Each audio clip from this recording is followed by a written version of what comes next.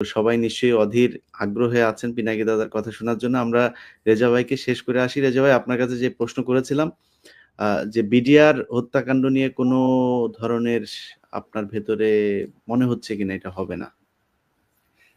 না, অ্যাকচুয়ালি আমি এই মুহূর্তে একটু আশাবাদী, কারণ কমিশন নিয়ে আমরা জাস্ট লাস্ট শোতে, তুমি যে শোটা যেখানে আমি আর হাসিন স্যার ছিলাম, সেখানে অনেক কথা বলার পরে আমরা যেভাবে আমাদের অফিসাররা সবাই যেভাবে এটা নিয়ে খুব সরাসরি নেমে গিয়েছিল, এবং সত্যি কথা আমরা প্ল্যান করেছিলাম যে এটা শেষ দেখে ছাড়বো। অ্যান্ড আমি ব্যক্তিগতভাবে Fazlur Rahman sir, general Fazlul sir এবং জেনারেল সাইদ স্যারের সাথে আমার মানে রাওয়ায় যতগুলো প্রোগ্রাম হয়েছে প্রতিবাদমূলক, সবগুলো প্রোগ্রামই স্যারের সাথে আমি বলতে গেলে আমি ছিলাম। এবং এবং আমি যতদূর জানি, ব্রিগেডিয়ার সাইদ বীর প্রতীক, উনি একদম প্রচন্ড একরোখা এবং প্রচন্ড সৎ একজন অফিসার, এবং আমাদের আর্মির ডাইরেক্টর ডিপিএস, যেটা পার্সোনাল ডিপার্টমেন্ট বা প্রভোস্ট মার্শাল ছিলেন, মানে ডিসিপ্লিনারি সাইড যিনি দেখেন আর্মির। তো এবং তার সাথে আমি খুব ক্লোজলি কাজ করেছি গত অনেক বছর ধরে। তো আমি তার সাথে অলরেডি অনেকগুলো নাম তাকে বলেছি, নামগুলো আমি এখানে বলবো না। কয়েকটা ব্যক্তিকে এখানে রাখতে হবে, এবং তিনি আমার সাথে সহমত পোষণ করেছেন। ফজলুর রহমান স্যারকেও বলেছি। যেমন আমি জাস্ট একটা নাম উল্লেখ করে উদাহরণ আকারে বলি, যেমন লেফটেন্যান্ট জেনারেল মইনুল, যে ব্যক্তিকে আমরা এয়ারপোর্টে আটকাইলাম এবং যেতে পারলেন, এই মইনুলকে কিন্তু অনেক লোক তদবির করেছিলেন। তো মইনুল কিন্তু খুব ভালো করেই জানেন তদবির কারা করে, যাদের প্রবলেম আছে। সো মইনুল কাছে যারা যারা তদবির করেছিলেন, এই ব্যক্তিগুলোই ক্রিমিনাল। এই লেফটেন্যান্ট জেনারেল মইনুল জানেন কারা কারা তার কাছে পার্সু করেছিলেন এই পিলখানা ঘটনায় তদন্ত প্রক্রিয়ায় বাধাগ্রস্ত করার জন্য, কারা কি কি সুবিধা ভোগ, সব তিনি জানেন। এরকম কয়েকজন ব্যক্তি আছে, যেমন আমি আরেকজন ব্যক্তির নাম বলেছি, তার নামটা এখানে মেনশন করে সতর্ক করতে চাই না। ওই ব্যক্তি কি করেছেন, শেখ হাসিনা ডাইরেক্ট তাকে নির্দেশ দিয়েছিলেন। I have the evidence. Sheikh Hasina, আমার কাছে এভিডেন্স মানে আমার 3জন ব্যক্তি জবানবন্দি আমার কাছে আছে। শেখ হাসিনা ডাইরেক্ট নির্দেশ দিয়ে বলেছিলেন যে তুমি এই সাক্ষীগুলিকে মিটিয়ে ফেলো। মানে কোন সাক্ষীরা? ওই সময় পিলখানা হত্যাকাণ্ডের সাথে জড়িত কয়েকজন সিপাহী যাদেরকে চিহ্নিত করা হয়, তাদেরকে বলেছিল যে তাদেরকে যাবজ্জীবন বা ফাঁসি এই প্রসেসে যেও না। যদি যাও, কোর্টে যখন জেরা করা হবে, ওই বাংলাদেশি উকিলরা ঝামেলা করবে, তখন সে ধাপাস করে একটা কথা বলে ফেলতে পারে, তার চেয়ে বরং তাদেরকে মেরে ফেলো। এই দায়িত্বরা যেই ব্যক্তিকে, তিনি তখন কর্নেল ছিলেন, পরবর্তীতে জেনারেল হয়েছেন, ওই ব্যক্তি এই এজেন্ডা নিয়ে বিভিন্ন জায়গায় এবং জিয়াউল হাসানের সহায়তায় এক এক করে তাদেরকে হত্যা করেছেন। এবং এটা নিয়ে আমি আলাদা একটা শো করেছিলাম, আমি সেই ভিডিওটা আমি শেয়ার করবো ফর ডিটেলস। তো এইরকম কয়েকজন জেনারেল, কয়েকজন ব্রিগেডিয়ার, কয়েকজন আরো কয়েকজন অফিসার আছেন, যাদেরকে ডেকে জিজ্ঞাসাবাদ করে এবং ভালো মতো, ওই যে পিনাকিদা মাঝে মধ্যে বলো না বাইরানি দাও, ওই স্টাইল যদি বাইরানিটা দিতে পারে, একদম ধাম ধাম করে সব কথা বলে দিবে। অ্যান্ড আমি সাইদ স্যারকে আমি যে বিষয়টা আরো বলছি, যে এখানে একটা আর্টিকেল দেওয়া আছে, ওই যে প্রজ্ঞাপন জারি হয়েছে, সেখানে লেখা আছে যে এই কমিশন যদি তারা চায়, যারা সন্দেহভাজন, তাদেরকে তদন্তের স্বার্থে প্রয়োজন, সেই ব্যক্তিগুলোকে তারা আটকাতে পারে, সেই ব্যক্তিদেরকে ভ্রমণ সবকিছু বন্ধ করে তারা তাদেরকে এখানে মানে আওতাভুক্ত করতে পারে। সো ঠিক তেমনি আমি বলেছি, যত সন্দেহভাজন আছে ইমিডিয়েটলি আপনারা লিস্ট করে ফেলেন, যাতে বাংলাদেশ থেকে ভাগতে না পারে। অ্যান্ড তাদেরকে সে অথরিটি দেওয়া হয়েছে, অ্যান্ড তাদের কাজ খুব দ্রুত শুরু করতে হবে 3 মাসের মধ্যে। সো আমি যেটা বুঝতে পারি, ফজলুল হক স্যার, তাকে আমি সততা সব দিক দিয়ে বিশ্বাস করি, সাহস আছে, বাট তার মধ্যে একটু সরলতা আছে। তাকে কনভিন্স করা হয়তো অনেকের জন্য সহজ হতে পারে, বাট সাইদ স্যারকে পারবেন। অ্যান্ড আমরা অনেক অফিসার অলরেডি এটার সাথে একদম খুব মনিটরিং একটা ভালো রকম সম্পৃক্তভাবে আছি। সেই দিক থেকে আমি আশা করি যে যদি কমিশন ঠিক মতো কাজ করবে, that is for sure. But কমিশনের রিপোর্ট নিয়ে যদি এই অন্তর্বর্তীকালীন সরকার তামাশা করা শুরু করে, যেমন তামাশায় যে কয়েকজন উপদেষ্টা আছেন, এবং এই উপদেষ্টাদের কথা কি বলবো, এই উপদেষ্টাদেরকে তো চালাচ্ছেন তো তার পিএসরা, প্রত্যেকটা উপদেষ্টাকে চালাচ্ছে তার পিএস। এখন কিছু কিছু উপদেষ্টার সাথে আমার মানে, এবং যে আপনার স্বরাষ্ট্রমন্ত্রী আজকে যে ঘটনা ঘটলো তোমার এখানে, দেখো এই যে আগুন ধরলো, আমি নিজে, আমার 2জন স্টুডেন্ট আছে সেখানে, তারা ওইখানে চাকরি করে, 3জন মানে ওই নিম্ন পদস্থ কর্মচারী বা কর্মকর্তা, তারা আমার কাছে একদম পরিষ্কারভাবে আমাকে ফোনে বলেছেন কথাটা, যে স্যার এখানে অনেক গুরুত্বপূর্ণ দলিল ছিল, সেখানে কিরকম শেখ হাসিনার এই ফ্যাসিবাদ সরকারের দুর্নীতির কিছু ডকুমেন্ট ছিল, ওই একই জায়গায় লোটাস কামারের কিছু ডকুমেন্ট ছিল, তারপরে এখানে আরো কিছু আমার এখন মাথায় আসতেছে না, অনেকগুলো গুরুত্বপূর্ণ ডকুমেন্ট ছিল যেগুলো পুড়িয়ে ফেলা হয়েছে। এবং এটার আরো প্রমাণ হচ্ছে সজীব ওয়াজেদ জয় গতকালকে একটি পোস্ট দিয়েছিল, যেই পোস্টের সাথে এটার ইঙ্গিত বহন করে, অনেকটা এটাকে রিলেট করা যায়। সো আমাদের অ্যাকচুয়ালি এই মুহূর্তে যেটা ওই যে হাসান নাসির স্যারের সাথে আমি আরেকটা প্রসঙ্গ যে এটা ভুলে যেতে পারি, মানে এখানে হাসান নাসির স্যার, আমি জাস্ট স্যারকে উদ্দেশ্যে উত্তর দিতে চাই যে স্যার একটা কথা বলছেন না যে এখানে কেন ব্যর্থ হলো। আমারও প্রশ্ন যে কেন এই ভিকটিম অফিসারদের বিষয়টা এটা সফল হলো না। স্যার আমি এই বিষয়টা নিয়ে সেনাপ্রধানের কাছে অনেকগুলো ওয়েতে আমি অ্যাপ্রোচ করেছিলাম, জানার চেষ্টা করেছি। অ্যান্ড আমি কোন একজন জেনারেলকে বলেছিলাম, তিনি সরাসরি সেনাপ্রধানকে জিজ্ঞেস করেছিলেন, অ্যান্ড ওই ব্যক্তি আমাকে যেটা রিপ্লাই দিয়েছেন সেটা আপনাকে বলছি, ইটস নট মাই ওয়ার্ড, আমি তার বার্তাটা আপনাকে শুধু কনভে করছি।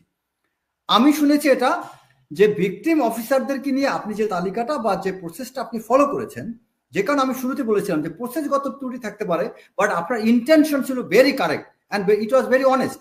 তো সেখানে প্রসেসগত ত্রুটিতে তারা কি ধরেছে যে উপদেষ্টার কাছে আপনি যে অ্যাপ্লিকেশনগুলো নিয়ে গিয়েছেন, এটা উপদেষ্টার কাছে না গিয়ে এটা ফার্স্টে যাওয়া উচিত ছিল আমাদের সেনাপ্রধানের কাছে, এবং সেনাপ্রধানের কাছে মাধ্যমগুলো কি রাখা উচিত ছিল, যেমন অ্যাডজুটেন্ট জেনারেল সাধারণত সেনাবাহিনীতে যে কোনো ক্ষেত্রে।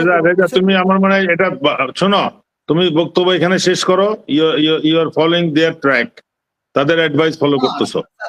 আমি এখানে তোমার ইন্টারেস্ট করে আমি আমার আন্ডারস্ট্যান্ডিংটা নিশ্চিত করতে চাই। আপনি এই কমেন্টসটা করবেন না sir, I am not following that track.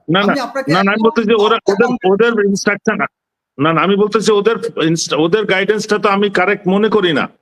একজন অফিসার চাকরি হারিয়েছে, সরকার তার চাকরি নাই, কোন সেনাপ্রধান চাকরি নেয় না, ওইটার মধ্যে লেখা থাকে সরকার তোমার চাকরির থেকে বরখাস্ত করছে। এখন সরকার এই মুহূর্তে সরকার প্রধান কে? সরকার প্রধান হচ্ছে সরকার প্রধান এবং ডিফেন্স মিনিস্টার হচ্ছে চিফ অ্যাডভাইজার। সুতরাং অ্যাপ্লিকেশনটা তার নামে অ্যাড্রেস হবে থ্রু প্রপার চ্যানেল, সেটাই করা হয়েছে। ওটার মধ্যে লেখা আছে থ্রু প্রপার চ্যানেল, এবং সেটা জমা দেওয়া হয়েছে কোরোতে। রেজা, আমার কথা হচ্ছে ওইটা ঠিক আছে, তুমি যেটা বলতেছো ওইটা ঠিক আছে। নর্মাল অ্যাপ্লিকেশন হচ্ছে যেটা যে বরখাস্ত না, সেনাবাহিনীর আভ্যন্তরীণ কোনো শাস্তি, আমাকে একটা শাস্তি দেওয়া হয়েছে, বেতন কাটা হয়েছে, র্যাঙ্ক ডাউন করা হয়েছে, আমি র্যাঙ্ক ফেরত চাচ্ছি, চাকরিতে আছি, তার জন্য এটা প্রযোজ্য। সে প্রধান উপদেষ্টাকে দরখাস্ত করবে না, কিন্তু যে অফিসারটাকে বরখাস্ত করা হয়েছে, আমি এই জন্য বলছি আমাকে শেষ করতে দাও। এখানে সরকার যেহেতু চাকরি নেয়, ফেরত দেওয়ার অধিকারও সরকারের, এবং সেটা অ্যাপ্লিকেশনটা করা হয়েছে থ্রু প্রপার চ্যানেল। প্রথমে কিন্তু উপদেষ্টাকে দেওয়া হয় নাই। 1 সেপ্টেম্বর সমস্ত অ্যাপ্লিকেশন সেনাপ্রধানকে হস্তান্তর করা হয়েছে, যেটা এবং থ্রু করো অফিস, যেটা এমএস ব্রাঞ্চ করো, এবং সেটাই আমাদের চ্যানেল, তাকে হ্যান্ড ওভার করা হয়েছে এবং বলা হয়েছে যে এটা থ্রু প্রপার চ্যানেল অ্যাপ্লিকেশনটা দেওয়া হলো। এটা উচিত ছিল সেনাপ্রধান বা সার্ভিস প্রধানদের একটা মত সহ এটা চিফ অ্যাডভাইজারের অফিসে পাঠায় দেওয়া, যেভাবে সরকারের অন্যান্য পুলিশ বলি বা আমরা বলি ব্যুরোক্রেটসদের বলি, তাদেরটাও তো প্রধান উপদেষ্টার সিদ্ধান্ত দিচ্ছে। আমাদের জন্য কেন সেনাপ্রধানের কাছে বলতে হবে? কেননা আমাদেরকে বুঝতে হবে যে পুরো সিস্টেমটাই এই অপরাধের সাথে জড়িত, এবং তারা এখনো চাকরিতে রয়ে গেছে। যে লেফটেন্যান্ট কর্নেল ছিল সে এখন ব্রিগেডিয়ার, সে এই দরখাস্ত কি বিবেচনা করবে? সে খুঁজে খারাপ দিকটা তুলে ধরবে, আর আমার যেটা স্ট্রেংথ সেই কাগজটা সে খুঁজে পাবে না। আমার বিপক্ষে মতগুলো অলরেডি লিস্ট করে বিভিন্ন সবাইকে দেখানো হচ্ছে যে এই দেখেন সব অপরাধীদের নিয়ে হাসান নাসির স্যার তাদের চাকরি ফেরত, প্রমোশন, এগুলো দেওয়ার চিন্তা করতেছে। আসলে তো বিষয়টা সেটা না। এই জন্য আমি বলতেছি যে আমাকে বলা হোক যে এই 5 জন অপরাধী, আমিও চাকরিরত, মেডেল টেডেল পরে খুব সাহসের সাথে চলাফেরা করে, এরকম 5 জনের আমি আমলনামা বের করে দিব। আমার ছেলেকে পিনাকি দা ইলিয়াস ভাই বেশি করতে পারবেন, আমার করতে হবে না। আমাদের সবার জন্য 12 ইঞ্চিতে ফিট হইতে হবে, কারোর জন্য 36, কারোর জন্য 9 ইঞ্চি 6 ইঞ্চি, এটা হইলে হবে না। আমি সামান্য অপরাধের জন্য একটা অফিসারকে চাকরিচ্যুত করতেছি। আমি এই উদাহরণ আগেও দিয়েছি যে আমার মেয়ের ডিভোর্স হয়ে গেছে, আমি সেই ছেলেটাকে আমি চাকরিচ্যুত করতেছি না, তার বন্ধু 2জনকেও আমি চাকরিচ্যুত করতেছি। এটা হইতে পারে? একটা সেনাপ্রধানের আত্মীয় ডিভোর্স, মেয়ে তার হাজবেন্ডের নামে বদনাম করে ও ইয়ে চাইছে, ডিভোর্স চাইছে, কমপ্লেন করছে, কোর্ট মার্শাল হয়েছে, ওয়াইফ আর হাজির হয় না বোর্ডে, কোর্ট মার্শাল শেষ হয়ে গেছে, ওয়াইফ আসে না, শেষ মুহূর্তে এসে বলতেছে আমার কোনো অভিযোগ না, আমার খালা শিখাই দিছে। খালাকে জেনারেল মঈনের ওয়াইফ, খালা বলে দিছে তুই তোর হাজবেন্ডের ডিভোর্স দে, এই সে ডিভোর্স দিছে। This is what is going on in army. এগুলো তো বলার জন্য না, ওই অ্যাপ্লিকেশনটা 1 সেপ্টেম্বরে বিপজ্জনক দিন হইলে এই ঘটনা আজকে পাবলিক হইতো না, আজকে আমি ইলিয়াস ভাইয়ের সাথে এই কথা বলতাম না। আমরা তো চেয়েছিলাম যে বিষয়গুলো হয়েছে এগুলো সবাই জানে কি কারণে কি হয়েছে, যেরকম কর্তৃপক্ষ জানে সেরকম যে ভুক্তভোগী সেও তো জানে কি হয়েছে। একটা এই যে যারা ইয়ের নামে যাদেরকে শাস্তি দেওয়া হলো 5 জনকে, এই তাপস হত্যা মামলা, না সেই মামলা পুলিশ বলছে এটা ভুয়া মামলা, মিথ্যা মামলা, কিন্তু যাদেরকে 5 বছর জেল দেওয়া হলো অনির্দিষ্টকালের জন্য সেনা সদরের পাশে পুরনো অফিসার মেসের রুমে দীর্ঘদিন অন্তরীণ রাখা হলো কোন আইন কানুন ছাড়া। এই সময় সেনাবাহিনীর আইন কোথায় ছিল? Army rules regulation, army act কোথায় ছিল? এইগুলোর হিসাব কে দিবে? যে অফিসারটা 5 বছর জেল খাটছে তার চাকরি, তার কি কম্পেনসেশন দিলে ওই 5 বছর আমি তাকে ফেরত দিতে পারবো? এগুলো তো হিসাবে আসতে হবে। আমি অবশ্যই পিনাকিদার সাথে একমত যে প্রকৃত অর্থে এই বিষয়গুলো সামনে আনতে হবে, ওই ব্যুরোক্রেটদের ওইগুলো না, তারা সবাই সুবিধাভোগী।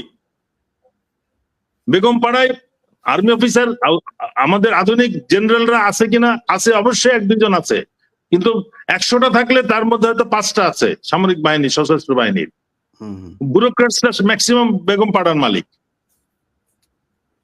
এই জিনিসগুলো আমাদের সবাইকে জানতে হবে, বুঝতে হবে। জি, যে কারা সুযোগ নিচ্ছে, কারা আগেও নিচ্ছে, এখনো নিতে চাচ্ছে, এটা তো করতে পারে না।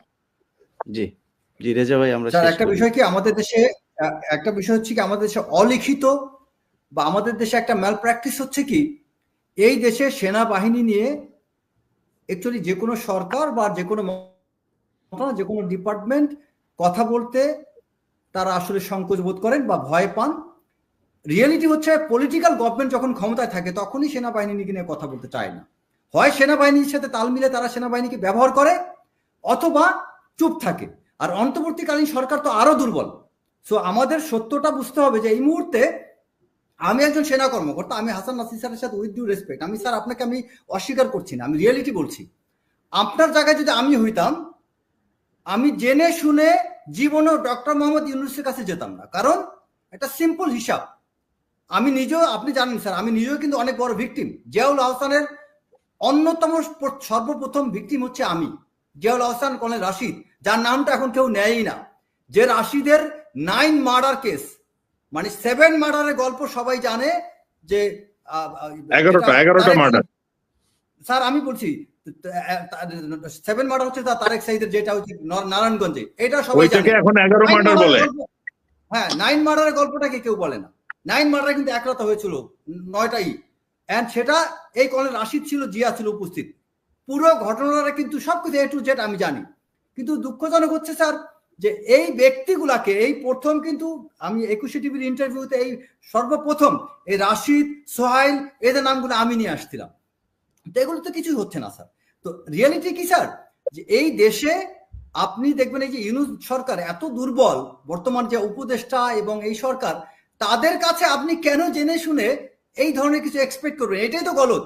তো তার চেয়ে বরং স্যার আমি দুর্বল জায়গায় আবেদন করে সস্তা বানানোর চেয়ে একজন শক্তিশালী ব্যক্তি না করলেও তার নাটা আমি শুনতে রাজি। সেটা আমার এখানে সেনা, আমার মানাইলে সেনা প্রধানকেই মানাইতে হবে স্যার। আমি ওইখানে যা কিছুই করতে পারবো না। আমাকে এখানে আরো একটা বিষয় হচ্ছে কি, এই দুর্বল সরকার সেনা প্রধানের প্রতি আরো দুর্বল কেন? কারণ এই বাংলাদেশে সত্যিকার অর্থে এই পরিবর্তনটা সেনা প্রধানের হাত ধরে আসছে। আমরা বাঙালি জাতিটা একটা অব্লিগেটেড, অতি কৃতজ্ঞ জাতি। এই অতি কৃতজ্ঞতা হচ্ছে কি কেন? এটা স্যার আমাদের যে পিনাকিদাকে অনেকে যে মনে করেন যে উনি হিন্দু ধর্মের মানুষ হয়ে উনি কেন এরকম হিন্দুদের বিরুদ্ধে কথা বলে, আমার মনে হয় আমি যাই না, he is there now, he will reply me correctly. আমার মনে হয় উনি আমার মতো করে একটা জিনিস বুঝেন, সেটা কি, এই ভারতবর্ষের হিন্দু বলেন আর মুসলমান বলেন স্যার, এরা ধর্মের প্রতি এত দুর্বল, এত বেশি দুর্বল, অতি দুর্বলতা থেকে এরা সবচেয়ে বেশি অধর্ম করে। এই মহাভারতের সেই গল্পের মতো অধর্ম সবচেয়ে বেশি হয় ধর্মের নামে। যেমন দেখেন স্যার, আমাদের যদি কেউ একটা পান খাওয়ায়, মনে করি আমি একদম আরে অব্লিগেটেড হয়ে যাই, আমাকে এখন এই কৃতজ্ঞতার জবাব দিতেই হবে। আমাদের এই সরকারের কিছু কিছু ব্যক্তি শেখ হাসিনার সময় কিছু সুযোগ পেয়ে কিছু গুরুত্বপূর্ণ পদে থেকে বা যাই হোক, তারা অনেক বেশি অব্লিগেটেড, এখন আমাকে কৃতজ্ঞতা দেখাইতে হবে। ঠিক তেমনি এই ইউনূস সরকারের এই যে সমন্বয়ক যারা, তারা আন্দোলন করে মনে করে সেনাবাহিনীর মাধ্যমে আমরা সাফল্য পেয়েছি, তো এখন সেনাবাহিনীর সাথে কিছুই বলা যাবে না, সব জায়গায় প্রতিবাদ করা যাবে।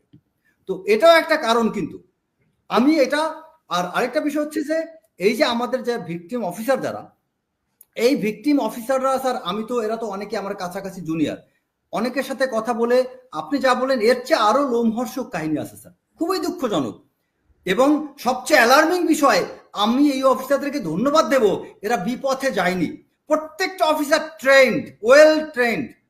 এরা কোনো ওই আনসার একাডেমি থেকে প্রশিক্ষণ নেওয়া না, লং কোর্সের অফিসার, মিলিটারি একাডেমিতে 2-3 বছর ট্রেনিং নেওয়া, অনেকে বেসিক কোর্স করে, ওয়েপন করা। আমাদের একটা অফিসার কমিশন পাওয়ার পরে 1 বছরের মধ্যে ওয়েপন কোর্স করতে হয়, মানে ক্ষুদ্রাস্ত্র, হেভি ওয়েপন, দুইটার উপরে, আপনি জানেন স্যার। এরা প্রত্যেকে বিভিন্ন ধরনের হেভি ওয়েপন, লাইট ওয়েপন, এগুলোর উপরে ট্রেনিং নেওয়া, সব ধরনের অস্ত্র চালাইতে জানে।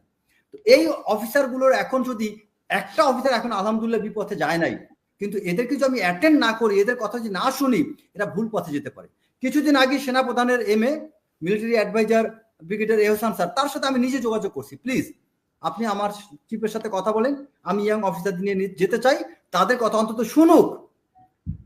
আমি স্যার, আমি কোনো চ্যালেঞ্জে যেতে চাই না, I want to achieve something. কারণ আমি কোনো চ্যালেঞ্জ, কোনো পার্সোনালিটি ক্লাস থেকে আমি চাই না এই অফিসাররা ভিকটিম হোক, এরা আরো ক্ষতিগ্রস্ত হোক। আমার কোনো উপস্থাপনার ভুলে বা আমার কোনো প্রসেসগত ভুলে যাতে এই অফিসাররা তাদের সম্ভাবনার রাস্তাটা বন্ধ না হয়ে যায়, সেজন্য আমি তার ধৈর্য নিয়ে আমি লেগে থাকতে চাই। এবং আপনাকে আমি সেটা অনুরোধ করবো, নিরাশ হয়ে না। হ্যাঁ, না একটু স্যার, আরেকটু আছে স্যার। তো ইলিয়াস যে একটা বিষয় যে প্রশ্ন করছে, সেটা হচ্ছে যে আমাদের এই বর্তমান এই মুহূর্তটায় আমাদের সত্যিকার অর্থে যেটা সবচেয়ে বেশি জরুরি, তা হচ্ছে আমাদের কয়েকটা ডেজিগনেটেড জায়গাগুলো আছে, ইমিডিয়েটলি পরিবর্তন। যেমন ধরুন ডিএমপি কমিশনার, এই যে ডিএমপি কমিশনার দায়িত্ব দেওয়া হচ্ছে সাজ্জাদ সাহেব, আমি বলবো কমপ্লিট একটা ফেল কেস, একদম কমপ্লিটলি একটা ফেল কেস। এই ব্যক্তিকে তিনি ওই সেদিন দেখলাম যে একটা বক্তব্য দিচ্ছেন, তার বক্তব্য শুনে অনেক মানুষের ভাইরাল করছেন। হ্যাঁ, কি আপনার ছিনতাইকারী নিয়ে কি একটা বক্তব্য দিলেন, একটা হাস্যকর একটাই, ক্যাচিং শত্রুস অ্যান্ড ক্যাচিং ছিনতাইকারীস, এরকম টাইপ একটা উনি স্টেটমেন্ট দিয়েছেন। তো ওনার গুরুত্ব কোথায় দেওয়া উচিত, প্রায়োরিটাইজেশনটাই সে জানেন না এই ডিএমপি কমিশনার। এবং তিনি দায়িত্ব নিয়ে ধামধাম করে কতগুলো চেঞ্জ করে ফেলছেন। এবং তিনি দীর্ঘদিন ধরে একটা ইউনিফর্ম সার্ভিসের ক্ষেত্রে একটা ব্যাপার আছে, এই ধরনের ইউনিফর্ম সার্ভিস বা ল এনফোর্সিং এজেন্সিগুলোতে লং টাইম অ্যাবসেন্ট থাকলে তাকে এই দায়িত্ব দেওয়া উচিত না। ইউনিফর্ম সার্ভিসগুলোতে না দিয়ে তাকে কর্পোরেশনের চেয়ারম্যান বা ডিজি বা ব্যুরোক্রেটিক কোনো একটা দায়িত্ব দেওয়া যেত, তাকে এই কমান্ডে দেওয়া যায় না। কমান্ড জিনিসটার সাথে প্র্যাকটিস, অনুশীলন, এটা খুব জরুরি একটা বিষয়। ওনার কোনো অনুশীলন নাই, উনি 15-16 বছর ধরে চাকরি থেকে সবকিছু থেকে বিরত ছিলেন, তিনি ডাক্তারি বা অন্য কিছু করে বেড়াইছেন। সেই ব্যক্তিকে এখন ডিএমপির মতো একটা ভাইব্রেন্ট জায়গায় দায়িত্ব দিয়ে রাখছি। এবং এখানে আসার পরে তিনি অনেকটা যা যা করছেন, অনেক যা শুনলাম, তাতে সে সত্যিকার অর্থে আওয়ামী লীগের মনে হয় উদ্দেশ্য বাস্তবায়ন করে যাচ্ছেন।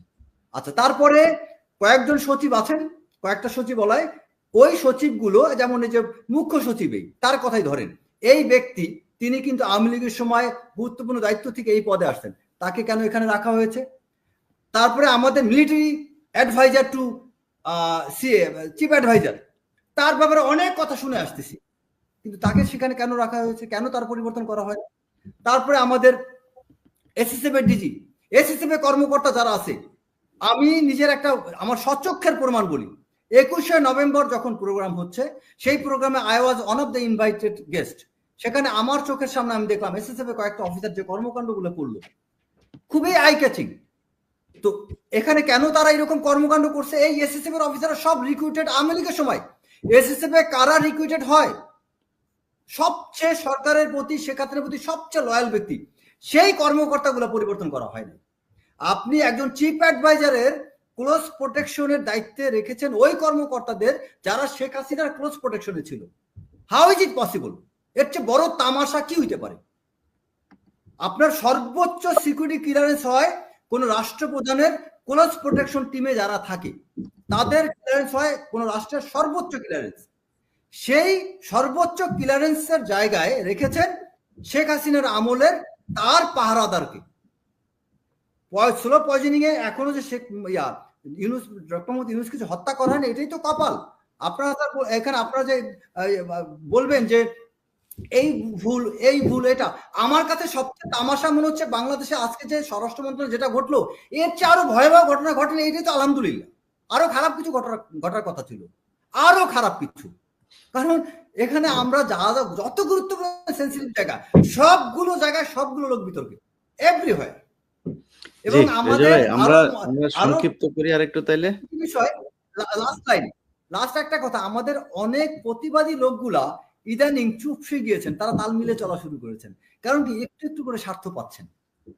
এবং ওই যে ইলিয়াস কিছুক্ষণ আগে কিছু ব্যক্তি নিয়ে কথা বলেছিলেন, কিছু লোক প্রতিবাদ করতেন। আমি থ্যাঙ্কস যে কয়েকজন ব্যক্তি, কনক সরার, পিনাকি দা এবং কয়েকজন আছে যারা আলহামদুলিল্লাহ বিক্রি হয় নাই, কিন্তু কয়েকজন ব্যক্তি কিন্তু মোটামুটি। এবং সত্যি কথা, আমার কাছে, আমি উদাহরণ দিই, আমি নাম বলবো না, আমি শফিউদ্দিন, জেনারেল শফিউদ্দিনকে একটা লাইভ করেছি। আমার মোবাইলে তৎক্ষণাৎ 4 জন ব্যক্তি ফোন করেছেন, ওনার নামটা কি বাদ দেওয়া যায় না। সেই 4 জনে কিন্তু অন্যতম ভাইব্রেন্ট সোশ্যাল মিডিয়াতে বিশাল জনপ্রিয় ফিগার। আমি নামটা এখানে নিলাম না, কারণ আমি তাকে ওয়াদা করছি। সে আবার ফোন করে বলেছে, ভাই আমার নামটা কোথাও বললো না। একজন এক জায়গায়, আবার দেখুন কয়েকদিন আগে সে চেয়ারম্যানও হয়েছেন নির্বাচন করে। এই ব্যক্তিগুলো অনুরোধ করছেন কার জন্য? শফিউদ্দিন, যিনি জেনারেল আজিজের নামটা শুধু মানুষ জানে। আমি বলি মূর্খ মানুষগুলো শুধু জেনারেল আজিজের নাম নাই, জ্ঞানী লোকগুলা জানে শফিউদ্দিন বাংলাদেশের কি সর্বনাশ করেছে। উনি হলো একা সব খেয়েছেন। আর জেনারেল আজিজ কি করেছেন? তিনি নিজে যদি কিছু করেও থাকেন, তিনি আরেকজনের উপকারও করছেন। আর ওই ব্যক্তি উপকার করতেন না। কোন একজন ব্যবসায়ী আমাকে একটা মন্তব্য করছিল, ভাই আমি শফিউদ্দিন সাহেবের কাছে অমুক অফিসারের রেফারেন্সে গিয়েছিলাম, উনি আমাকে দ্বিতীয় দিন বলেছেন আপনাকে কাজ 300 কোটি টাকা দিয়েছে, আরো দেব, কিন্তু ওই জেনারেলের সাথে আর যোগাযোগ করেন না, কোন আর্মি অফিসারের সাথে যোগাযোগ করবেন না। কারণ কি, উনি একা একা চুরি করবেন, কেউ যাতে জানতে না পারেন। এটাই আমার বক্তব্য, আর কিছু না। Thank you. সেনাবাহিনী যুদ্ধের স্ট্র্যাটেজি নিয়ে কথা বলবে, আগরতলা ওইদিকে ইয়েতে বেনাপোলে ওরা এসে নাচানাচি করতেছে, আমরা এখানে সেনা কল্যাণ সংস্থায় চাল ডাল আটা মদের হিসাব করতেছে সব সিনিয়র অফিসাররা। দাদা, এগুলো বন্ধ করতে হবে। তো আমরা অনেক বিষয় নিয়ে আলোচনা করছিলাম, সবচেয়ে বড় আজকে আমাদের আলোচনার মূল জায়গাটা হচ্ছে যে সেনাবাহিনীর সংস্কারটা খুবই জরুরি। শুধু সেনাবাহিনী না, এই যে সচিবালয়ে আজকে যে ঘটনা ঘটলো, এটা সব বিভিন্ন জায়গায় কোথাওই কোনো ধরনের পরিবর্তন করা হয়নি। এই যে অপরিবর্তিত রেখে আওয়ামী লীগের লোকজনকে রেখে আমরা আওয়ামী লীগের বিরুদ্ধে বিচার করার একটা চেষ্টা চালিয়ে যাচ্ছে, এটা কতদূর সম্ভব হবে? এখন যে হযবরল অবস্থা, এতদিন ধরে তো আমাদের অনেকেই বলেছেন যে আপনি এত কথা বলেন কেন, ইলিয়াস হুসাইন এত কথা বলে কেন, কনক সারোয়ার এত কথা বলে কেন, এই সরকার তো আমাদের সরকার। তো আমি শুরু থেকেই বলেছি যে এটা আমাদের সরকার না। এখন যেটা ঘটলো, করণীয় কি? আজকের এপিসোডটা ইলিয়াস নিশ্চয়ই দেখছো তুমি। প্রথমে জেনারেল হাসান নাসির, আপনার সাথে পরিচিত হয়ে ভালো লাগলো। আপনার সম্পর্কে আমরা দীর্ঘ সময় নানা আলাপ করছি এবং আমরা চাইছি আপনার এক্সপার্টাইজ এবং আপনার দেশপ্রেম এবং আপনার কাজের পদ্ধতি আমাদের ভবিষ্যতের বাংলাদেশকে আরো সমৃদ্ধ করুক, আপনি আমাদের সাথে কাজে থাকেন, এটা আমরা চেয়েছি। আমি এবং ইলিয়াস এটা যে কিছু কিছু জায়গা আছে যে জায়গাগুলোতে আপনার হাতে থাকলে অনেক ভালো ফাংশন করতো। আমি একটু এই যে সংস্কার, সেনাবাহিনীর সংস্কার নিয়ে যে আলাপটা উঠেছে, আমি এটা নিয়ে একটু ইলিয়াস কথা বলতে চাই। বিশেষত জেনারেল হাসান নাসির যেহেতু আছেন, উনার ইয়েতে আমি জানি না উনি দেখেছেন কিনা আমার সেই এপিসোডগুলো, যেখানে আমি আর্মিতে আসলে কোথায় কোথায় ঝামেলা হয়েছিল শুরু থেকে, গঠন করার সময় থেকে, সেই জায়গাগুলো আমি আইডেন্টিফাই করেছিলাম। সেটা সংস্কারের প্রশ্নে আসলে আমাদের ওই জায়গাগুলো ধরে ধরে আমাদের এগোতে হবে, যে কোথায় কোথায় আমরা ঠিক কাজ করিনি, ঠিক সিদ্ধান্ত নিইনি। ওইখানে আরেকটা জিনিস জেনারেল হাসান নাসির, আমি যেটা বাদ দিয়েছি, আমি যেটা বলিনি সেনসিটিভিটির কারণে, সেটা আমি আজকে বলতে চাই। সেটা হচ্ছে যে আমাদের প্রথম সেনাপ্রধান কে হবেন, সেটাও আসলে আমাদের রাইট ডিসিশন হয়নি। আমি আমার মুক্তিযুদ্ধের স্বাধীনতোত্তর বাংলাদেশ বইটা লেখার সময় আমি এটা কিঞ্চিত উল্লেখ করেছিলাম যে সেই সময় একজন লেফটেন্যান্ট জেনারেলকে সেনাপ্রধান বানানোর প্রস্তাব বিবেচিত হচ্ছিল এবং জেনারেল ওসমানীরও তিনি পছন্দের লোক ছিলেন, এবং তিনি নবাব পরিবারের সন্তান ছিলেন এবং খুবই রেসপেক্টেবল ফ্যামিলির সন্তান ছিলেন। এমনকি এটা নাকি শেখ মুজিব নিজেও এগ্রি করেছিলেন। কিন্তু আমাদের হ্যাঁ হ্যাঁ ওয়াসিউদ্দিন জি, তো জেনারেল শফিউল্লাহ নাকি এটা তোফায়েল আহমেদকে ধরে এবং তৎকালীন কিছু সেক্টর কমান্ডারকে ধরে এটাকে এই ডিসিশনটা নেওয়া থেকে বিরত রাখছিলেন সরকারকে। এবং দেখেন আমি এখানে মেজর রেজা আছেন, ওখানে আশা করি কিছু ব্যক্তিগত ভাবে নেবেন না, মনে করবেন না কিছু।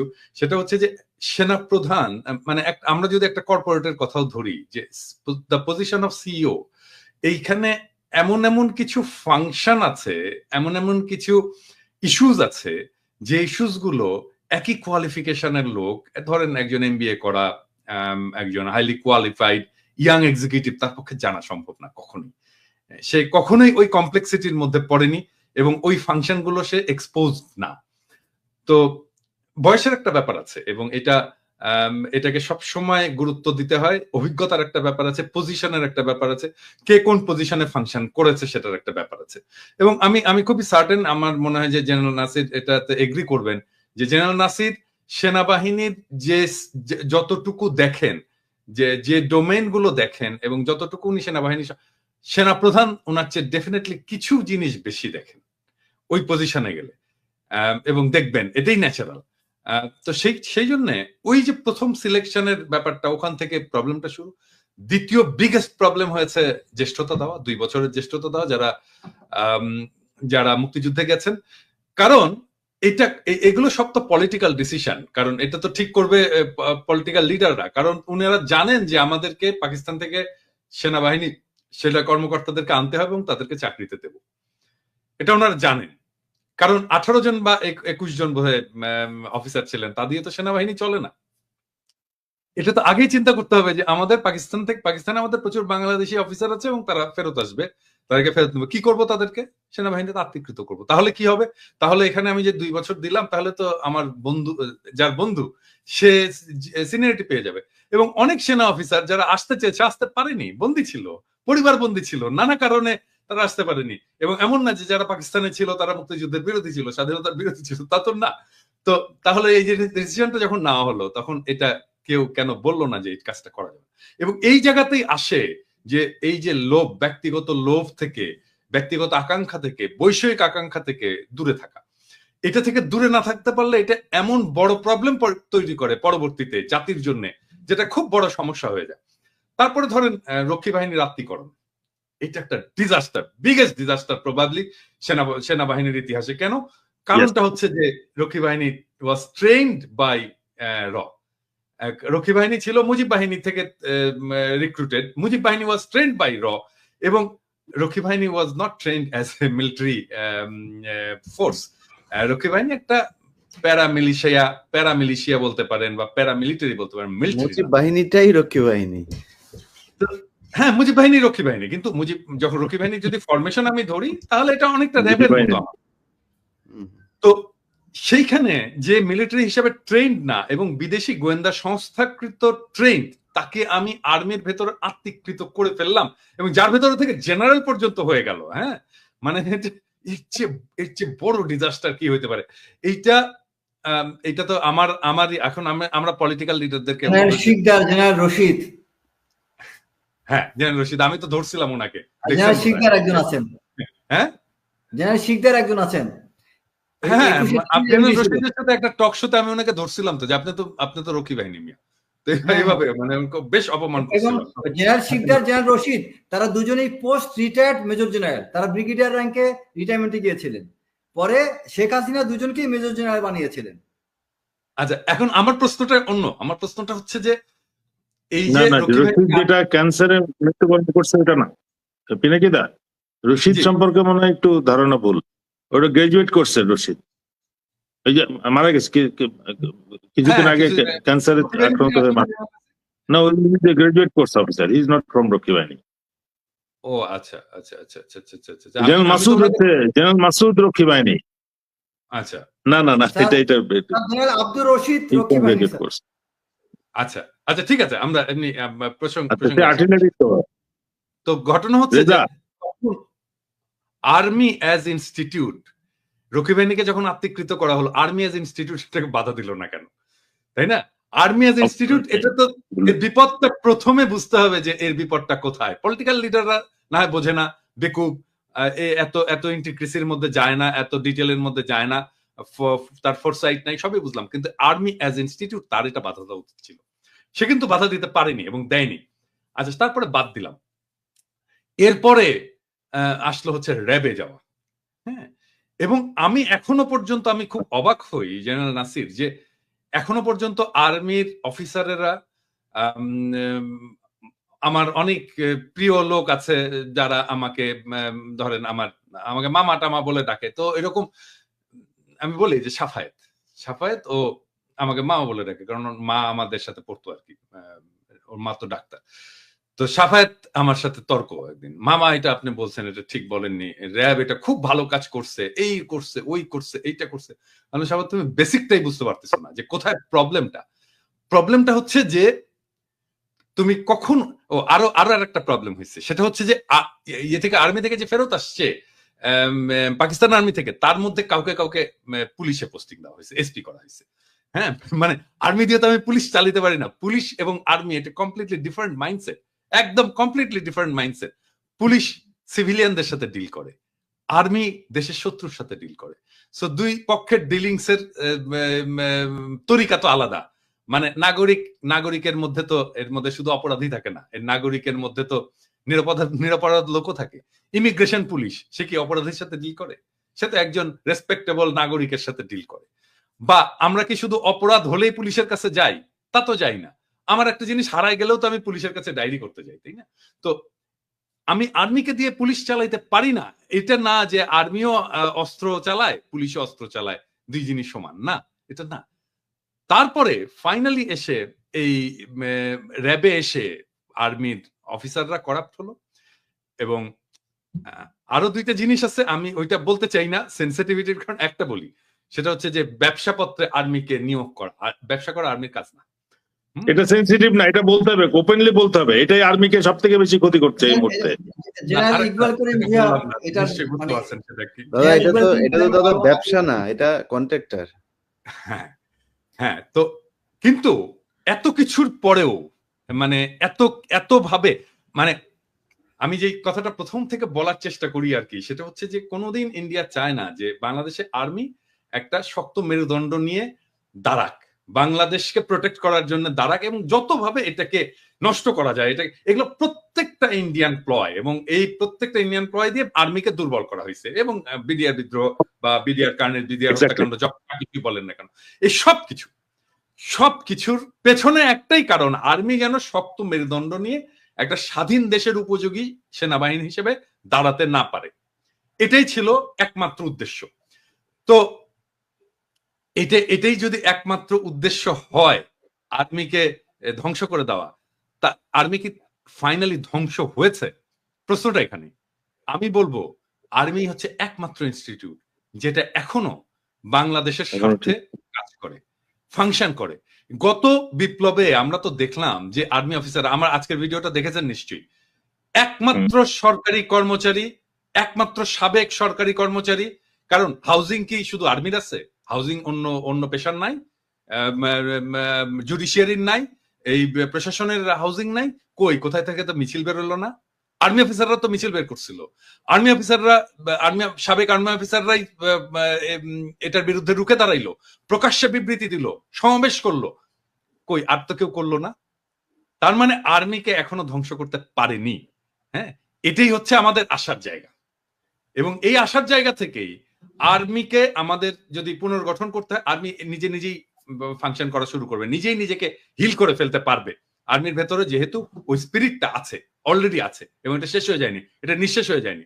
দেখেন, আর্মি অফিসার এবং আর্মির জুনিয়র অফিসার এবং আর্মির সৈনিকেরা গুলি করবে না বলে জানাই দিল 5 তারিখ সকালবেলা, বললো তারা আমরা গুলি করব না। পুলিশের কনস্টেবলরা তো বললো না যে আমরা গুলি করবো না স্যার? বলতে পারতো তো, ওদের হাতে তো অস্ত্র ছিল। বিডিআর তো বললো না যে স্যার আমরা গুলি করবো না, আর্মিকে বলতে হয়েছে। এবং আর্মি যখন বলছে তখনই বিপ্লবটা হলো, তখনই পরাজয়টা হলো। তার মানে আমরা যত যাই বলি না কেন, ওই একটা ইনস্টিটিউট এখনো টিকে আছে বাংলাদেশের স্বাধীনতা সার্বভৌমত্ব রক্ষা করার জন্য, এবং এইটাকে আমাদেরকে প্রোটেক্ট করে রাখতে হবে।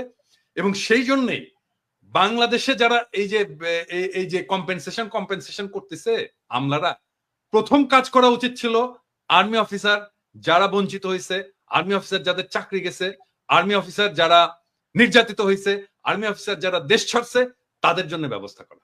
এবং এটাই আমাদের প্রথম এবং একমাত্র কাজ হওয়া উচিত যদি সরকারি কর্মচারী কারো জন্য কিছু করতে হয়। ইলিয়াস, আমার বলার কথা এটাই, এবং আমি মনে করি ইলিয়াস এই ব্যাপারেও কথা বলা উচিত তোমার, এবং এই লাইনেই কথা বলা উচিত, আমাদের এই লাইনেই ফাইটটা চালানো উচিত। কারণ আমি মনে করি যে আর্মিকে যদি আমরা রক্ষা করতে পারি, বাংলাদেশকে আমরা রক্ষা করতে পারবো। না দাদা, আপনি তো আর্মি নিয়ে পজিটিভ কথা বললেন, আমি একটু সমালোচনাও করি। সেটা হচ্ছে আপনি বললেন না যে আর্মির কাছে গিয়েছে, আর্মি বলেছে যে গুলি করবে না, এই জন্যই সব ঠিক হয়ে গেছে। তার মানে আর্মি গুলি করবে না বলার পরই সব ঠিক হয়ে গিয়েছে। তার মানে এতদিন আর্মি গুলি করেছে, এই জন্য কিছু ঠিক হয় নাই। অবশ্যই করেছে। অতএব আর্মি গুলি করবে কেন, সেটা হচ্ছে কথা। আর্মিকে যে পরিমাণে সুযোগ সুবিধা দেয়া হয়, যা দেয়া হয়, পুলিশকে তার কানাকড়িও দেওয়া হয় না, এটা আপনাকে মানতে হবে। তো সেই জায়গায় সেনাবাহিনীর যদি নাকি আরো সেনাবাহিনীর প্রতিরক্ষা খাতে যদি যে বাজেট, কিন্তু কারো হস্তক্ষেপ থাকে না। প্রতিরক্ষা খাতের বাজেট তাদের ইচ্ছার মতো, যেটা তারা যা বলে ওইটাই পাস করে দেওয়া হয়। এখন মানে ইলিয়াস, যারা আমরা গুলি করব না, যারা বলছে তারা কিছু পায় না, তারা সৈনিক আর জুনিয়র অফিসার। না না, ঠিক আছে, গুলি করার ক্ষমতা তো তাদের। ঠিক আছে, জি জি, আমি একটু কথা বলবো। জি বল ইলিয়াস ভাই, আমি বলবো? জি প্লিজ। আচ্ছা, আমি যেটা বলতে চাচ্ছি যে ইদানিং একটা মানে প্রচলন, যেটা আর্মি সার্কেলে করতেছে, যে ব্রিগেডিয়ার হাসান নাসির আর্মিকে জনসমক্ষে বিব্রত করছে, অপমানিত করছে, এমন সব কথা হচ্ছে যেগুলা জানাজানি হলে আর্মির সম্মান নষ্ট হবে। এমন অফিসারও বলছে যারা এই বিডিআর এর কারণে চাকরি হারিয়েছে, কিন্তু পরবর্তীতে তারা সুবিধাজনক অবস্থায় ছিল গত 16 বছর। তারা এসে আমাকে বলতেছে যে স্যার আপনি এইগুলা কেন করতেছেন, এটা তো আর্মির বদনাম হচ্ছে। তাই বললাম, বদনাম হচ্ছে কি হচ্ছে না সেটা কে চিন্তা করবে? যে অপরাধ করছে সে, না যে এটা বিচার চেয়ে জনসমক্ষে প্রকাশ করছে? আর্মি তো একটা ইনস্টিটিউশন, সেনাপ্রধান একটা ইনস্টিটিউশন, তার সম্পর্কে বাজারে এত কথা কেন থাকবে? তাকে তার সর্বোচ্চ সম্মান প্রতিষ্ঠান, সেনাবাহিনী বা বিমান বাহিনী বা নৌবাহিনী, এদের প্রতিষ্ঠানিক সম্মান বজায় রাখার জন্য তারা সর্বোচ্চ সতর্কতা অবলম্বন করবে। কিন্তু আমরা গত 16 বছরে কি দেখলাম? একেবারে খোলা মনে তারা ব্যবসা বাণিজ্য যত রকম আকাম কুকাম সব কিছুর সাথে জড়িত, বা জড়িত যদি না থাকে তাহলে অবশ্যই আইএসপিআর কে এগুলাকে ডিফেন্ড করতে হবে, যেগুলো এগুলা মিথ্যা। খামাখা সেনাবাহিনীর বিরুদ্ধে অপপ্রচার করা হচ্ছে, সেনাবাহিনীকে ছোট করা হচ্ছে। হয় তারা তদন্ত আদেশ করবে, একটা সেকেন্ড লেফটেন্যান্ট বা এই যে তাপস হত্যার, এদেরকে অন্তরীণ রেখে দীর্ঘদিন বেআইনি ভাবে অন্তরীণ রেখে জেলে যখন হস্তান্তর করা হয়, তখন বলা হয় তোমার 5 বছর জেল হয়েছে। কোনো বিচার, কোর্ট মার্শাল কিচ্ছু তারা জানেন কেন তারা জেলে গেল। অথচ আমরা যারা হাজার হাজার কোটি টাকার অপরাধ করছে, যারা এই যে 5টা 10টা 50টা 100টা খুন করছে, গুম করছে, তাদেরকে দেখতেছি একটা সম্মানের সাথে স্যুট কোট পরে তারা আদালতে যাতায়াত করতেছে, তারা সম্মানের সাথে তারা পুলিশে হ্যান্ড ওভার করা হয়েছে। আর্মি অ্যাক্টে কিন্তু তাদের মিনিমাম শাস্তি হওয়ার সুযোগ আছে। আর্মি অ্যাক্টে কিন্তু বলা আছে, সেনা সেকশন 55-এ বহু অফিসার চাকরি হারিয়েছে, ইয়াং অফিসাররা, কিন্তু সিনিয়র অফিসাররা এই অ্যাক্টে চাকরি হারাচ্ছে না কেন? ওর থেকে 1000 গুণ বেশি অপরাধ করে। এটা আমার প্রশ্ন। তাহলে ভবিষ্যতে আর্মিতে সবাই সতর্ক থাকতো। না, সেনাবাহিনীর যে সম্মান, এটা তো সেদিনই নষ্ট হয়েছে যেদিন কিনা জেনারেল আজিজের যে ফোন রেকর্ড কনক সারোয়ার তার ইউটিউব চ্যানেলে প্রচার করেছিল, তারপরে তার বিরুদ্ধে কোনো ব্যবস্থা নেওয়া হয়নি। আল জাজিরাতে যে দেখানো হলো, সেটার পরেও জেনারেল আজিজের বিরুদ্ধে কোনো ব্যবস্থা নেওয়া হয়নি। তার ভাইদেরকে তারপরেও দেশে গিয়েছে, তারা দেশে রাজত্ব করেছে, তখন সেনাবাহিনীর মান সম্মান যায় না। এই পৃথিবীর ইতিহাসে এমন কোন দেশ আছে, কোন স্বাধীন দেশে, যেই দেশে একটা মানে নর্মাল পলিটিক্যাল সো কল্ড একটা ডেমোক্রেটিক গভর্নমেন্ট ক্ষমতায় থাকাকালীন ক্যান্টনমেন্টের ভেতরে সেনাবাহিনীর অফিসাররা এইভাবে আটক থাকে, এইভাবে আয়নাঘরের ভেতরে বন্দি রাখে? পৃথিবীর ইতিহাসে কোথাও আছে আজ পর্যন্ত? এগুলো তো সিরিয়াতে হয়, এগুলো সেই ইয়ে করতো, হিটলার করতো। বাংলাদেশের মতো এরকম দেশে তো হতো না। So ইলিয়াস ভাই, সেনাবাহিনী কিভাবে রিভার্স অ্যাকশন কিভাবে হচ্ছে দেখেন। হুম ইট ইজ কর্নেল হাসিন যে আমাকে 5 তারিখ রাত্রে ডিজিএফআই অফিসের সামনে নিয়ে গিয়েছিল এবং সেই সাথে অনেক জুনিয়র অফিসার, ব্রিগেডিয়ার আজমিকে, তার সাথে অন্যান্য গুমেশ যারা আটক ছিল তাদেরকে মুক্ত করার জন্য। আজকে আদেশ বেরিয়েছে ব্রিগেডিয়ার আজমিকে বরখাস্ত থেকে অবসর করা হয়েছে। হাসিনের কিন্তু কোনো খবর নাই। ওর সাথে আরো 50টা যারা এই বঞ্চিত অফিসার ছিল তাদের কিন্তু কেউ শুনেই নাই। স্যার, আজমি আমাকে যেহেতু চুপ, দুইবার মুখ বন্ধ করে বসে আছে। আমাকে 3 মাস দুইবার ডিজিএফআই নিয়ে গিয়েছে, দুইবার। এই দুইবারের একবার হচ্ছে 5 জানুয়ারি নির্বাচনের দিন আমার যে ভূমিকা ছিল সেটার কারণে, আর সেকেন্ড আরেকবার নিয়ে গিয়েছে খুব হাস্যকর। সেটা হচ্ছে আমি খুলনাতে গিয়েছিলাম, সাতক্ষীরা এলাকাতে আপনার ওই যে হিন্দুদের বাড়ি ঘরে হামলা হয়েছিল, সেইখানে গিয়ে আমি ওইটার আসল অনুসন্ধানটা করতে গিয়েছিলাম এবং সেখানে দেখিয়েছিলাম যে কিভাবে আওয়ামী লীগের লোকজনই হিন্দুদের উপরে নির্যাতন করেছে। যাই হোক, ওইখান থেকে আসার সময় কয়রা বাজার নামে একটা জায়গা আছে, ওইখানে একটা মানুষের হাট বসে, আপনারা জানেন কিনা জানি না। মানুষ বিক্রি হয়, মানে মানে মানুষ বিক্রি মানে কি, এক একজনকে 6 মাস 1 বছর করে মানুষ কিনে নিয়ে যায়, কামলা বেচে, কামলা হ্যাঁ কামলা কাজ করার জন্য। লেবার হিসাবে নিয়ে যায়। তো আমার কাছে না জিনিসটা খুব মানে অবাক মনে হয়েছে যে আমি দেখছি অনেক মানুষজন, কোনো প্রোডাক্ট নাই, মানুষ সব দাঁড়ায় আছে, কিছু নাই। তো আমি জিজ্ঞেস করলাম আমার ড্রাইভার যে ছিল, ওরে জিজ্ঞেস করলাম, তারপর আমাদের সাথে আমাদের প্রতিনিধি ছিল একজন, ভাই এটা কি? উনি বলল, আমি সেখানে গিয়ে একটা নিউজ করলাম, সেই নিউজের শেষে কিছু কথা বলেছিলাম যে মানুষ এখনো কেন এত অসহায় হবে, কেন যে 6 মাসের জন্য বিক্রি হতে হবে। আমার এক্স্যাক্টলি সেই লাইনটা মনে আছে যে এভাবে বিক্রি হতে হতে গোটা দেশটাই হয়তো বিক্রি হয়ে যাবে কোনো এক অজানা শক্তির কাছে। হ্যাঁ, আমি শেষে এই কথাগুলো আমাদের রিপোর্টিং এ যেটা করে থাকি আর কি। আমাকে এই সোহেল আমাকে ফোন দিয়েছে। সে তখন ডিজিএফআই ক্যাপ্টেন হিসাবে, তখন তিনি ডিজিএফআই তে ডিরেক্টর হিসাবে ছিল। র‍্যাব থেকে ডিজিএফআই তে পোস্টিং। হ্যাঁ, র‍্যাব থেকে গেল ক্যাপ্টেন হয়ে। আমাকে ফোন দিয়ে বলছে যে আপনার করেন, অফিসে আসেন। কেন? আপনি আপনারে আগে একবার বললাম, সেই ওই 5 জানুয়ারির সময় কিন্তু সেই নিয়ে গিয়েছে, মাত্র সে র‍্যাব থেকে গিয়েছে তখন। আমি ভাই, আমি তো এরকম কোনো কিছু করি নাই, যে আপনি তো আমাকে বলছিলেন যে আপনি পলিটিক্যাল কোনো ইতে যাইতে পারবেন না, 21-এর চোখ করেন। কয় না, আপনি তো এই যে খুলনাতে গিয়া এই যে এটা কি করছেন? কি করছি? বলল এইটা। ভাই, এটার জন্য আমারে যে পরিমাণে মানে হুমকি, বলতেছে আপনি নাই হয়ে গেলে কিন্তু আপনারা কেউ ঠেকাইতে পারবে না। এটা তো সেনাবাহিনীর কাজ না। সেনাবাহিনীর এইটা কাজ। এই জন্য সেনাবাহিনীকে ওইখানে বসানো হয়েছে। আপনি একটা রিপোর্টার এইটুক রিপোর্ট করাতে আপনার এত সমস্যা হয়ে গেল। অথচ আপনার ভিতরে এই মানুষ তখন পর্যন্ত বন্দী। আমরা তো জানিও না এগুলো, যে এইভাবে যে সেনাবাহিনীর ভেতরে তারা নিজেদের লোকজনকে নিজেরা গুম করে রেখেছে। যাই হোক, তো সেনাবাহিনীর আসলে অনেক সমস্যা আছে। একটা কথা, সোহেল নেভাল অফিসার, সেনাবাহিনী না ভাই, সে তো আপনাদের তো অনেক না না, সশস্ত্র বাহিনী, সশস্ত্র বাহিনী। ঠিক আছে, আপনাদের এবং আপনাদের কম্বাইন্ড অনেক পোস্ট আছে যেটা কিনা আপনারা সবাই যেতে পারেন, যেমন র‍্যাব একটা এখানে আপনারা সবাই যেতে পারেন, বিমান বাহিনীর, নৌবাহিনী, ডিজিএফআই সবাই যেতে পারেন ওইখানে। সো আপনারা তো তাদেরকে অন্য বাহিনী হিসাবে করতে পারবেন না। যদি নাকি মনে করেন আপনি নৌবাহিনী হিসাবেও তাকে চিন্তা করেন, সেনাবাহিনীর গোয়েন্দা সংস্থার কাজ কি?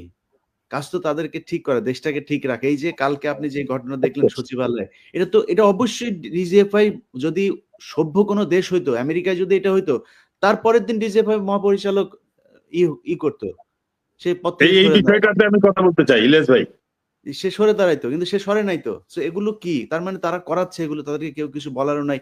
এখনো পর্যন্ত যদি নাকি তারা ওই সুপিরিয়র একটা শ্রেণী হিসাবে নিজেদেরকে অন্তর্ভুক্ত করে এবং মানুষের বিরুদ্ধে কাজ করতে থাকে, ভাই, মান সম্মান যতটুকু আছে ততটুকুও না থাকবে না। ইলিয়াস ভাই, আমি জাস্ট এই বিষয়টাতে একটু অ্যাড করতে চাই যে আমাদের অ্যাকশন গুলা হচ্ছে না। আজকের যে আগুনের ঘটনাটা, এটার জন্য নিশ্চয়ই ইনস্ট্যান্টলি ব্যর্থ আছে। তদন্তে কি প্রমাণ পাবে সেটা আলাদা কথা। Immediately they should be out of their post. যদি ফায়ার ব্রিগেড কাজ করেছে কিনা সেটার জন্য ব্যর্থতা হলে সেটা তাদের শাস্তির আওতায় আনতে হবে। আগে শাস্তি হবে, পরে তুমি নিরপরাধ প্রমাণ করে আসো, তাহলে কিন্তু মানুষ সতর্ক হবে। সবাই জানে যে তদন্ত ঘটনা, যে সাংবাদিক থেকে শুরু করে, সাংবাদিকতা থেকে যতগুলো জায়গা আছে সচিবালয়, সেনাবাহিনী, জি পুলিশ, যে জায়গা আছে সব জায়গায় রিফর্ম করতে হবে। জি আমরা এটা যদি না করা হয় তাহলে আমি মনে করি যেটা সম্ভবত রেজা ভাই বলছিলেন বোধহয় যে মাত্র এই এতটুকু ক্ষতি, এটা খুবই সামান্য। এর চেয়ে আরো অনেক বড় কিছু ঘটবে, সেটার জন্য প্রস্তুত থাকতে হবে দেশকে। এক্স্যাক্টলি। পিনাকিদা, আপনি আমাদের সবার ভেতরে সবচেয়ে কম কথা বলেছেন, আপনারা দিয়ে শেষ করি। আপনি জাতির উদ্দেশ্যে ভাষণ দিয়ে আমি শেষ একটু পিনাকিদার আগে একটা ইস্যু একটু জানাইতে চাই, যেহেতু আজকে ডিফেন্স ইস্যুটাই মেজর আসলো, আমাকে যদি অনুমতি দেন পিনাকিদা।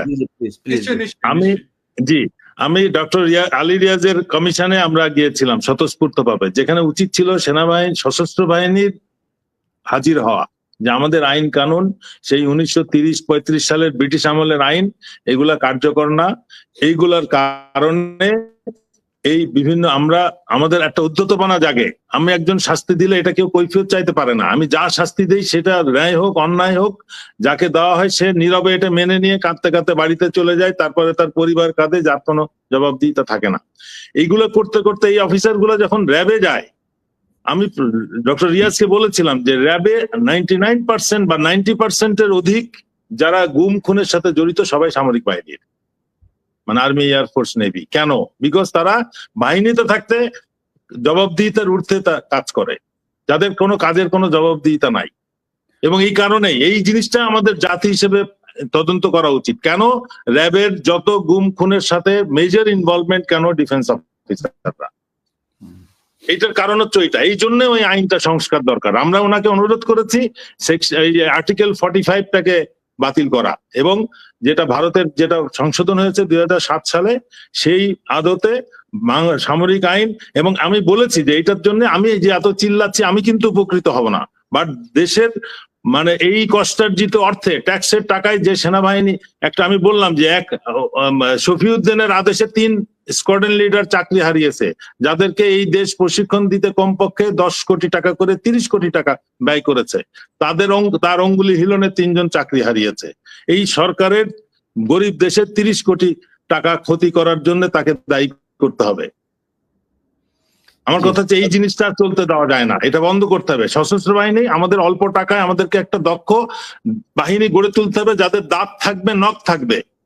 কিন্তু আমাদের সশস্ত্র বাহিনী কিন্তু ম্যাক্সিমাম যদি আমরা রিকল করি, তারা আসবে ওই সিটি কর্পোরেশন থেকে, মেডিকেল কলেজ থেকে, সেনা কল্যাণ সংস্থা থেকে, যেগুলো আগে অ্যাবসলিউটলি রিটায়ার্ড বাহিনী মেনটেন করতো।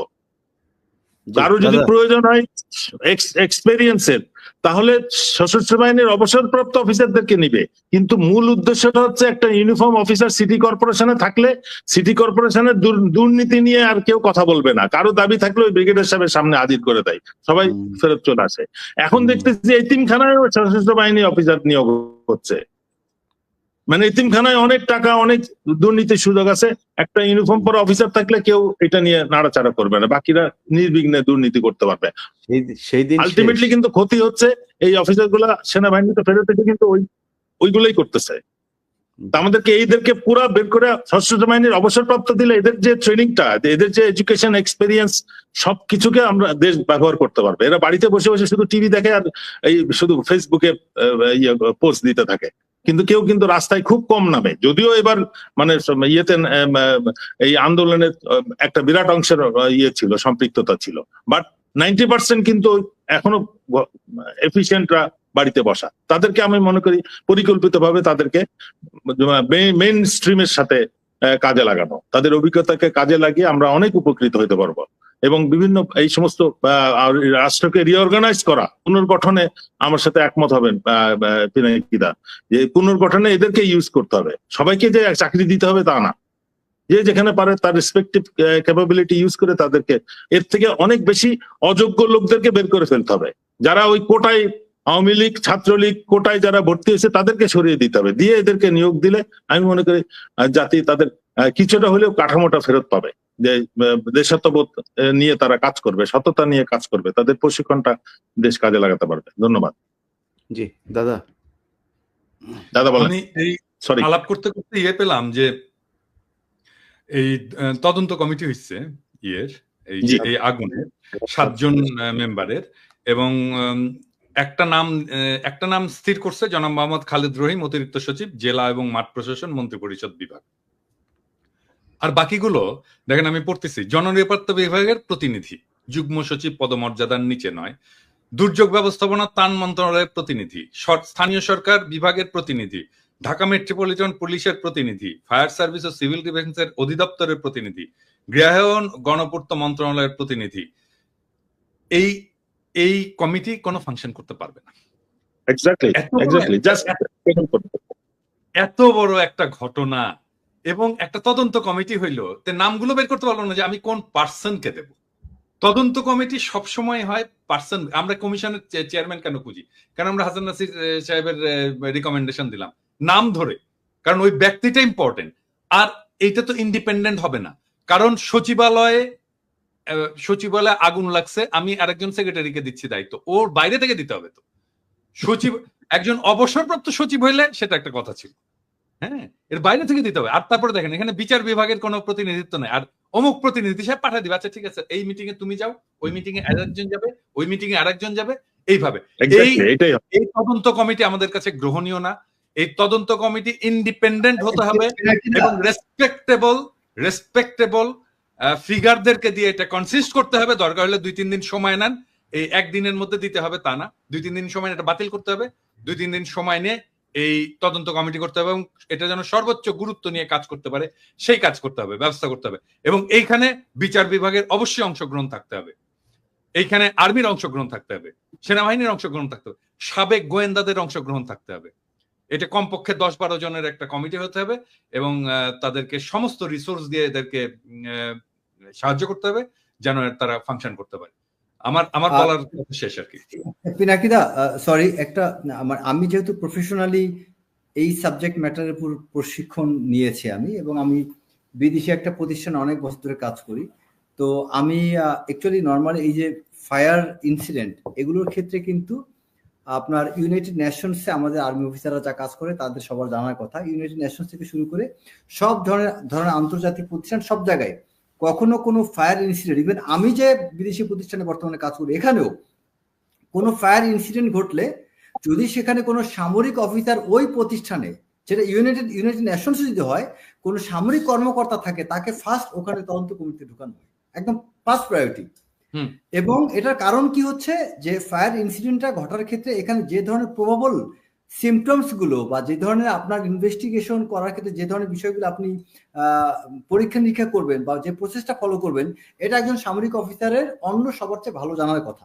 কিন্তু দুঃখজনক হচ্ছে এই তদন্ত কমিটি আপনি যেটা দেখলেন, এটা আমি জাস্ট কিছুক্ষণ আগে আমি এটা দেখতেছিলাম, এখানে একজন ব্যক্তিকে রাখা হয়নি যার এই সাবজেক্ট ম্যাটারে এক্সপার্টাইজ আছে, একজনও না। জি, তার মানে এটা যেন ফাংশন না করে সেই চেষ্টা করা হচ্ছে। জি, প্রিয় দর্শক, আমরা আজকে সেনাবাহিনীকে নিয়ে অনেক সমালোচনা করলাম, তারপরেও পিনাকিদা যে কথাটা বলছে, আমাদের সব শেষ আসলে মানে রাষ্ট্রের তৈরি, আমি সবচেয়ে সবার উপরে আশ্রয়স্থল বলতে চাই না, এটা শিরক হবে। আমি মনে করি রাষ্ট্রের তৈরি সবচাইতে সবশেষ আশ্রয়স্থল হচ্ছে আমাদের সেনাবাহিনী। আপনারা যদি দেশকে ভালো না রাখেন, এই দেশ কোনোদিনও ভালো থাকবে না। আমি একটা জিনিস মানুষের সবার সাথে আমি শেয়ার করে শেষ করি অনুষ্ঠানটা, সেটা হচ্ছে যে আমি আমার বাংলা এডিশন নামে একটা প্রতিষ্ঠান আমি বাংলাদেশে, এটা আসলে কোনো টিভি পত্রিকা এরকম ধরনের কোনো কিছু না, একটা অনলাইন পত্রিকা টাইপেরই করছি।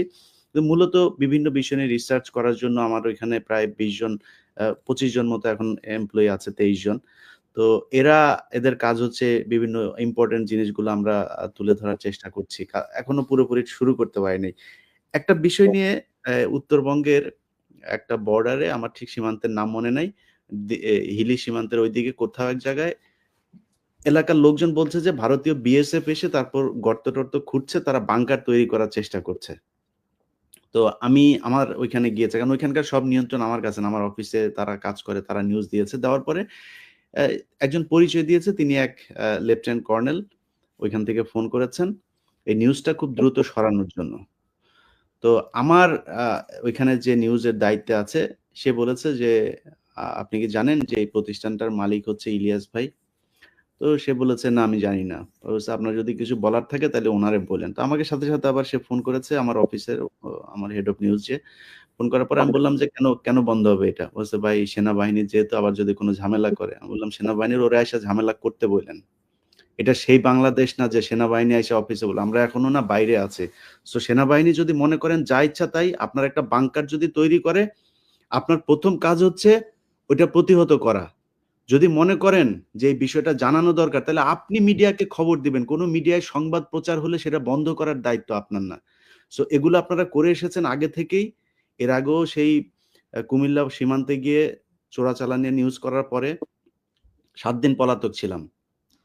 অফিস থেকে অফিসে পৌঁছে যে অফিসে আসার দরকার নাই, পুরো অফিসে এসে সরাসরি সেনাবাহিনীর গাড়ি নিয়ে এসছে। বিজিবির ঘটনা, অথচ সেনাবাহিনীর গাড়ি নিয়ে এসে এই আজিজ তখন সেনাবাহিনী বিজিবি প্রধান, সে গাড়ি পাঠিয়েছে। সেনাবাহিনী ইউনিফর্ম পরা অফিসার এসে তারপরে আপনার এই আমার যারা সিএনএ ছিল, ডিএনএ ছিল, তাদেরকে অকথ্য ভাষায় গালাগালি। আপনারা কোন দেশে থাকেন? হ্যাঁ, আপনারা সেনাবাহিনীর নিয়ে নিউজ করেন, এই নিউজ কিভাবে প্রচার হয়? তো সেই দিন না, এখন নাই। তো সেনাবাহিনীকে সাবধান হইতে হবে। বাট সবশেষ আবারও রেসপেক্ট জানাইতে চাই, আপনারা এই দেশের মালিক, আপনারা এই দেশ মানে নিরাপত্তা দেওয়ার দায়িত্ব আপনাদের। আপনাদের হাতেই এই দেশ নিরাপদ থাকবে অথবা অনিরাপত্তাহীনতায় ভুগবে, দুইটার একটা হবে। সবাই ভালো থাকবেন। আল্লাহ হাফেজ।